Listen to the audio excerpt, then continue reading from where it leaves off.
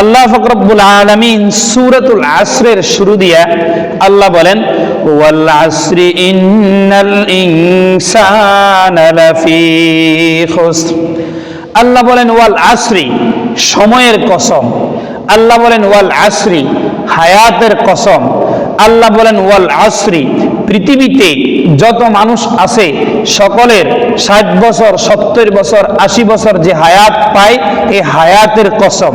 আল্লাহ হায়াতের কসম করে, সময়ের কসম করে, যোগের কসম করে আল্লাহ কি বুঝাইতে চাই? আল্লাহ বলেন ইন্নাল ইনসানা লাফি খুসর। আল্লাহ বলেন আমি কসম করে বললাম পৃথিবীতে যত মানুষ রয়েছে সবাই ক্ষতিগ্রস্তের ভিতরে রয়েছে। কিসের ভিতরে? ক্ষতিগ্রস্তের ভিতরে। সবাই ক্ষতির ভিতরে রয়েছে। এখন প্রশ্ন আসতে পারে সবাই কেমনে ক্ষতির ভিতরে থাকে? একটা একটা করে আমি বলবো। কাফের তারা ক্ষতির ভিতরে রয়েছে। কেন? কারণ তারা আল্লাহ বিশ্বাস করে না।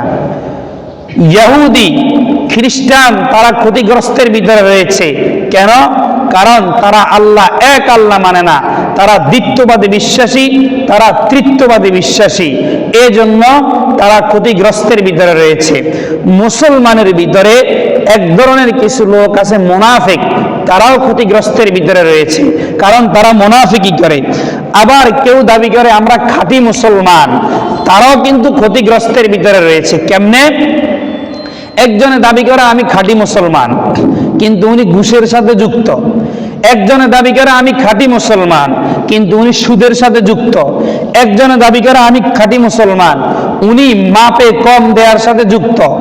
দাবি করে আমি খাঁটি মুসলমান, উনি ল্যাংটা নাচ দেখার সাথে যুক্ত। একজনে বলে আমি খাঁটি মুসলমান, উনি পর্নোগ্রাফি দেখার সাথে যুক্ত। একজনে বলে আমি খাঁটি মুসলমান, উনি গীবতের সাথে যুক্ত। আবার বলে আমি খাঁটি মুসলমান, উনি চায়ের দোকানে বসে পরনিন্দার সাথে যুক্ত। বলে আমি খাঁটি মুসলমান, উনি হিংসা নামক খারাপ গুনার সাথে যুক্ত। এই যে মুসলমান এই গুনাহগুলোর সাথে যুক্ত, তারা কি ক্ষতিগ্রস্ততার ভিতরে নাই? কথা বলেন, আসেনি? আছে। এই জন্য রব্বুল আলামিন বলেন ওয়াল আসরি, সময়ের কসম, ইন্নাল ইনসানা লাফি খুসর। রব বলে তোমার হায়াতের কসম, তোমার 70 বছর হায়াতের কসম করে আমি বললাম। তুমি 100 বছর হায়াত পেয়েছ, তোমার 100 বছর হায়াতের কসম করে আমি বললাম।